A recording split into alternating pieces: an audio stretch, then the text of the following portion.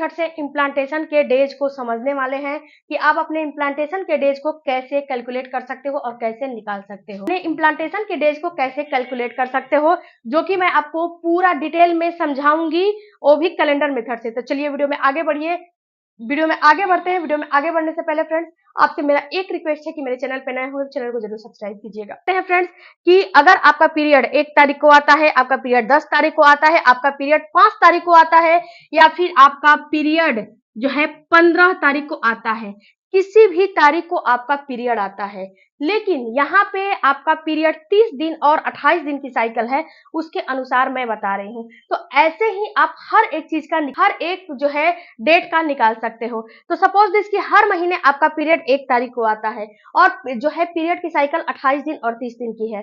तो जब आपके पीरियड 28 दिन और 30 दिन की है, थोड़ा सा यहाँ पे मैं फ्रेंड्स आपको ये समझा दूं कि पीरियड का साइकिल किसे बोला जाता है, क्योंकि बहुत सारे लोगों को ये नहीं पता है कि पीरियड का साइकिल आखिर बोला किसे जाता है। तो देखो फ्रेंड्स, हर महीने आपका पीरियड 1 तारीख को आता है। सपोज दिस की 1 तारीख को हर महीने पीरियड आता है और हर महीने पीरियड 1 तारीख को आता है और 30 दिन की साइकिल है।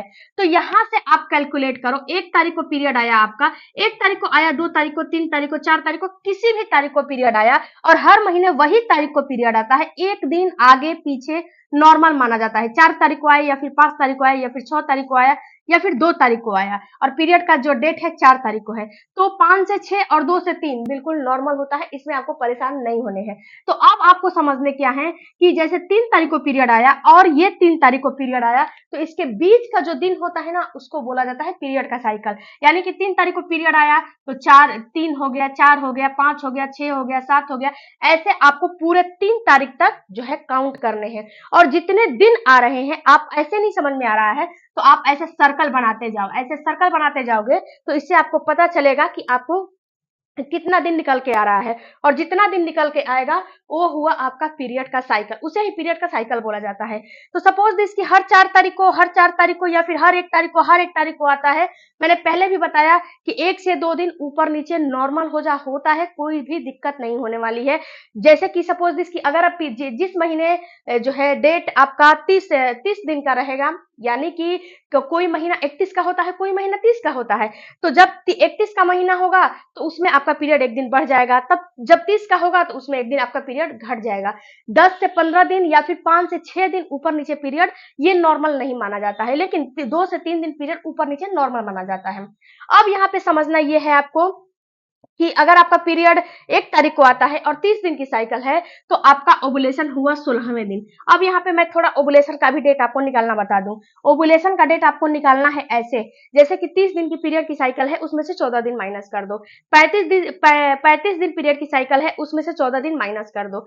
आगे से 1 तारीख से जो है 1 तारीख को पीरियड आया है, इधर से माइनस करोगे, या फिर पीछे 1 तारीख को जून में पीरियड आया है उससे माइनस करोगे, कोई फर्क नहीं पड़ने वाला है, दोनों से एक ही डेट आपका आने वाला है। तो जब 14 दिन माइनस करोगे तो आएगा 16वां दिन, यानी कि आपका 14 दिन, जब 30 दिन में 14 दिन माइनस करोगे तो 16वां दिन आपका आएगा। 16, यानी कि 1 तारीख को पीरियड आया है तो 16वें दिन आपका ओवुलेशन हो जाएगा। अगर 28 दिन की पीरियड की साइकिल है तो 1 तारीख को पीरियड आया है तो 14वें पीरियड आपका 2 तारीख को आया है और पीरियड की साइकिल 30 दिन की है, तो आपका ओवुलेशन 17वें दिन हो जाएगा। 3 तारीख को आया है तो 18वें दिन हो जाएगा। 4 तारीख को आया है तो 19वें दिन हो जाएगा। 5 तारीख को आया है तो 20वें दिन हो जाएगा। 6 तारीख को आया है तो 21वें दिन हो जाएगा। 7 तारीख को आया है तो 22वें दिन ओवुलेशन हो जाएगा, अगर आपके पीरियड की साइकिल 30 दिन की है तो यहाँ पे फ्रेंड्स मैं 1 से 28 दिन की भी रहेगा तो ये फार्मूला आप पे काम कर जाएगा। क्यों काम कर जाएगा? क्योंकि जो आपके पार्टनर का स्पर्म होता है वो आपके 4 से 5 दिन एक महिला के अंदर जीवित रहता है, उसकी सेल्फ लाइफ रहती है, और जो महिला का एग होता है उसकी सेल्फ लाइफ केवल 24 घंटे होती है। तो आप अगर 2 से 3 दिन पहले भी आप जो है संबंध बना लोगे तो उससे भी आपको प्रेगनेंसी हो जाएगी, क्योंकि आपके पार्टनर का सेल्स आपके फ्लिपियन ट्यूब में मौजूद है, इसीलिए आपको जो है 1 से 2 दिन ऊपर नीचे कोई जो है दिक्कत नहीं करेगा। अब आपको 16वें दिन ओवुलेशन हो जाएगा तो आपको 14वें दिन से ही आपको कॉन्टेक्ट बनाने हैं। 14वें दिन, 15वें दिन, 16वें दिन, 17वें दिन, 18वें दिन आप कॉन्टेक्ट बनाओगे तो इसमें आपको प्रेगनेंसी हो जाएगी। यहाँ पे हम बात कर रहे थे इम्प्लांटेशन के डेज को कैसे कैलकुलेट करोगे। तो यहाँ पे 16वें दिन तो आपका ओवुलेशन का रेट निकल के आ गया। ये तो आपको पता चल गया कि 30 दिन की मेरी साइकिल है और 16वें दिन मेरा ओवुलेशन होगा। अब यहाँ पे इम्प्लांटेशन का डेज निकालना है। तो इम्प्लांटेशन का डेज फ्रेंड्स, जो आपका भ्रूण है, जो स्पर्म से मिला हुआ है, ये क्या होता है कि स्पर्म से जब मिलता है तो ये अभी आपके फ्लिपियन ट्यूब में ही रहता है कम से कम 5 से 6 दिन।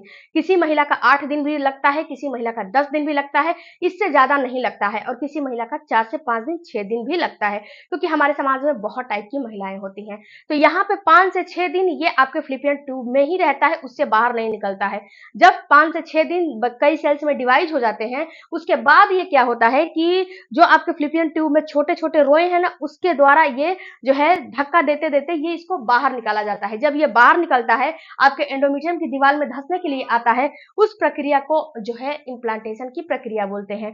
तो यहाँ पे आपको क्या करने हैं कि 16वें दिन ओवुलेशन हुआ, इसमें से 6 दिन आपको प्लस कर देने हैं। तो 1 2 3 4 5 6 यानी कि 21वें दिन आपका इम्प्लांटेशन होना शुरू हो जाएगा, 21वें दिन या फिर 22वें दिन। फ्रेंड्स, ओवुलेशन भी एक दिन आगे पीछे हो सकता है, इम्प्लांटेशन भी एक दिन आगे पीछे हो सकता है, ये नॉर्मल बात होता है। तो यहाँ पे फ्रेंड्स आपको समझना है कि जब 21वें दिन आपका ओवुलेशन होगा, तो 21वें दिन से ही आपको इम्प्लांटेशन की प्रक्रिया शुरू होगी। 21वें दिन से ही आपको प्रिकॉशन रखना शुरू कर देना है, आगे से नहीं रखना है। जो है 16वें दिन से, 10वें दिन से, 12वें दिन से आपको प्रिकॉशन नहीं रखना है, आपको प्रिकॉशन 21वें दिन से रखना है।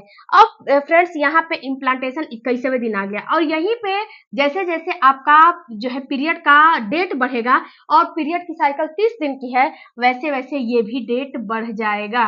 ये बात आप समझ लीजिए। अब यहाँ पे फ्रेंड्स आपको समझना ये है कि अगर आपके पीरियड की साइकिल 35 दिन है, 40 दिन है, 45 दिन है, तो इसको कैसे कैलकुलेट करोगे? तो इसको इसी मेथड से कैलकुलेट करोगे, जो मेथड की मैंने इस वीडियो में बताए हैं, इसी मेथड से कैलकुलेट करोगे। और जो ओवुलेशन का डेट आया, वो ओवुलेशन का डेट में आप 6 दिन प्लस कर दोगे, तो आपका इम्प्लांटेशन की समय निकल के आ जाएगा। ओके, वीडियो अच्छा लगा होगा।